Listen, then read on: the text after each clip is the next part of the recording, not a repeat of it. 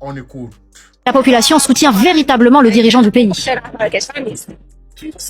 Un dirigeant n'a toujours pas apparu en public depuis sa nomination comme guide suprême en mars dernier, après l'élimination de son père et prédécesseur. Mais un peu plus tôt dans la journée, Mojtaba Khamenei a bien adressé un message à la population, lu dans le mausolée consacré à l'ayatollah Khomeini, fondateur de la République islamique, dont on commémore le 37e anniversaire de la mort. L'ennemi malveillant, après avoir essuyé un coup décisif, tant sur le champ de bataille que dans les rues, subit une humiliation profonde, épuisante. Mojtaba Khamenei appelle la population iranienne à la cohésion pour continuer à faire face aux ennemis américains et israéliens, un exercice de propagande dans un lieu très symbolique, afin d'affirmer que les coups portés et l'élimination de nombreuses figures du régime n'ont pas fait vaciller le pouvoir iranien. Mojtaba Khamenei n'est pas apparu publiquement pour prononcer ce discours.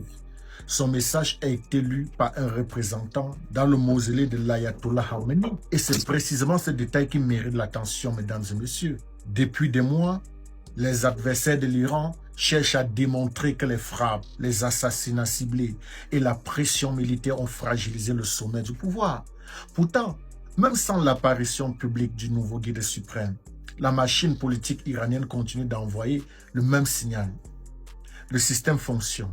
Le message lu devant des milliers de fidèles affirme que les ennemis de l'Iran auraient subi une humiliation sur le terrain militaire, comme dans la bataille de l'opinion. Qu'on partage ou non cette analyse, l'objectif est évident.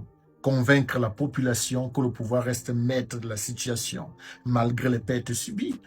Le choix du mausolée de Khomeini n'est pas anodin, mesdames et messieurs. C'est le cœur symbolique de la révolution islamique.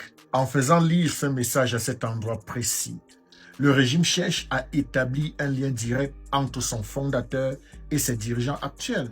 La véritable bataille n'est donc pas seulement militaire, elle est psychologique.